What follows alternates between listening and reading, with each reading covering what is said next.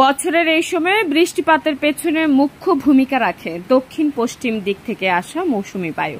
এর ফলে দেশজুড়ে গেল দুদিন টানা বর্ষণ হয়।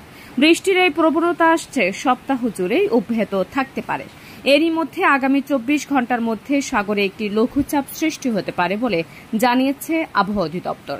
শুক্রবার সকাল 9টা থেকে পরবর্তী 72 ঘণ্টার পূর্বাভাসে এ তথ্য জানানো হয়। আবহাওয়া অফিস বলছে, মৌসুমী বায়ুর অক্ষের বর্ধিতাংশ বিহার, পশ্চিমবঙ্গ ও বাংলাদেশের মধ্যাঞ্চল হয়ে আসাম পর্যন্ত বিস্তৃত রয়েছে। মৌসুমী বায়ু বাংলাদেশের উপর সক্রিয় এবং উত্তর বঙ্গোপসাগরে মাঝারি থেকে প্রবল অবস্থায় রয়েছে। পশ্চিমবঙ্গের উপকূলীয় এলাকায় ও তৎসংলগ্ন দক্ষিণ পশ্চিম বাংলাদেশের আগামী 24 ঘণ্টার মধ্যে একটি লঘুচাপ সৃষ্টি হতে পারে।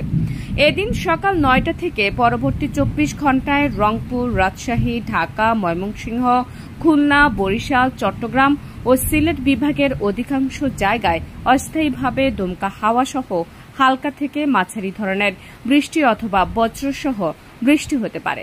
সেই সঙ্গে দেশের কোথাও কোথাও মাঝারি ধরনের ভারী থেকে অতি ভারী বর্ষণ হতে পারে। সারা দেশে দিনের এবং রাতের তাপমাত্রা সামান্য হ্রাস পেতে পারে।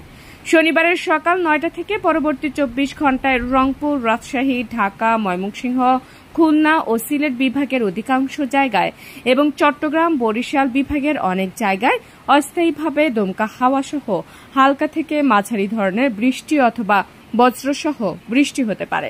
সেই সঙ্গে দেশের কোথাও কোথাও মাঝারি ধরনের ভারী থেকে অতি ভারী বর্ষণ হতে পারে। সারা দেশে দিন এবং রাতের তাপমাত্রা প্রায় অপরিবর্তিত থাকতে পারে।